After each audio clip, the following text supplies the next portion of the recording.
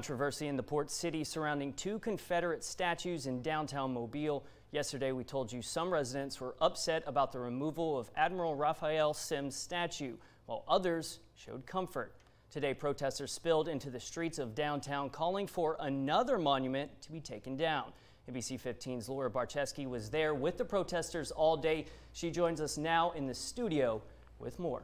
Corey, protesters gathered at Ryan Park in front of the Father Abram Joseph Ryan statue and then marched through downtown to the area where the Admiral Raphael Semmes statue once stood, demanding change from city leaders.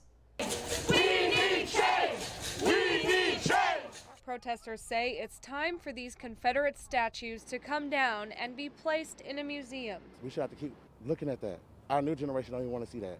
They're like, why should we keep learning about the bad past? We learn about the good past that helped change the country for the better what it is now. But it's like it still needs progress as well.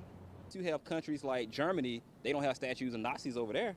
So why should we honor people who are basically traitors? Here are a few of the other issues they're calling on the city of Mobile to change. We want to replace the monuments with notable Black Mobilians, take funds from the police department and reinvest those funds in Black communities, community review boards for officers and better training for police, and then update American history courses here to be less whitewashed and a more accurate representation of history. Protesters were escorted by dozens of police officers as they marched. Chief Lawrence Batiste says peaceful protests and creating a space for dialogue is important. We're here to protect the rights of all the citizens here in the city of Mobile, regardless of their viewpoint. We're here to make sure that people don't cross that line where it infringes on the rights of others.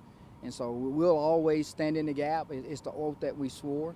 Chief Batiste says he wants Mobile residents who are hurting right now to know he's here to listen. I feel their pain. I understand what it's like to lose a loved one. I understand what it's like to believe that someone lost their life unjustly. I understand that, and I feel the same types of pain sometimes. Organizers say they plan to hold more events this upcoming week. Corey?